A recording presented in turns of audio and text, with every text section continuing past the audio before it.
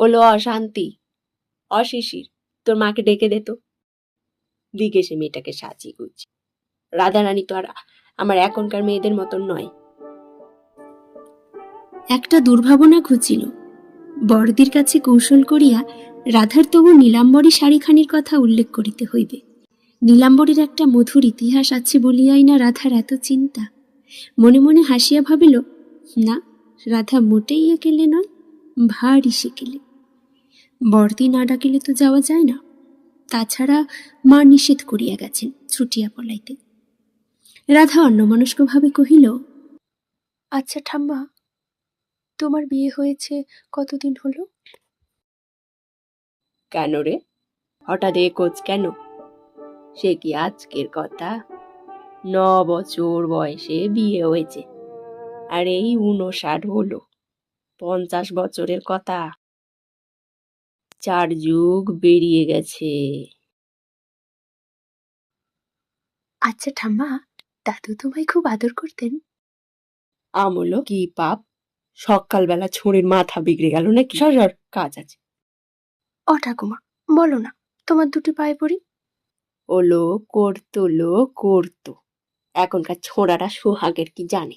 20 বছরে কোণে সব তাঁরাই থাকে হাঁ করে, বর পেয়ে ভরতে যায়। তখনকার এতটুকুন মেয়ে পাখি পোষার মতন করে বশ করতে হতো, তবে না মনের মতনটি হতো। সেসব সোহাগের মর্ম তোরা বুঝবি কি? তবে যে এখন দিনরাত দাদুর সঙ্গে ঝগড়া করো বড়, উনিও তো তোমায় কেবলই বকেন। রাধা, তোর কথায় বাচ্চা মরা মানুষেরও হাসি পায়।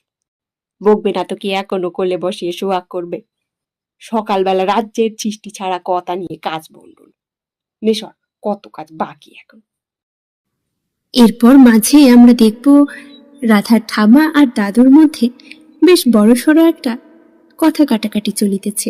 তো যাই হোক, সে দৃশ্য না হয় পরেই উপভোগ করুন। কিন্তু সেই দৃশ্য রাধার মনে কি ছাপ ফেলিল তাই বরং দেখা যাক। রাধা অবশ্য জন্মাবধি এই দৃশ্য দেখিয়া আসিতেছে, এবং দাদু যে কোনো কালে ঠামার বর বলিয়া পরিচিত ছিলেন, ঘণ্টাখানেক আগে পর্যন্ত এ কথা তাহার কখনো মনে উদয় হয় নাই।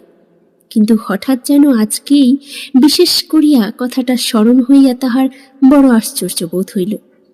এই দন্তহীন কেশহীন বিকৃত দর্শন বৃদ্ধ একটা যুবক রূপে তরুণী পত্নীকে ভালোবাসিয়াছে, আদর করিয়াছে, যেমন করিয়া মনোজ তাহাকে। কি ভীষণ! এইরকম হইয়া যাইবে মনোজ, তাহাকে আর ভালোবাসিবে না।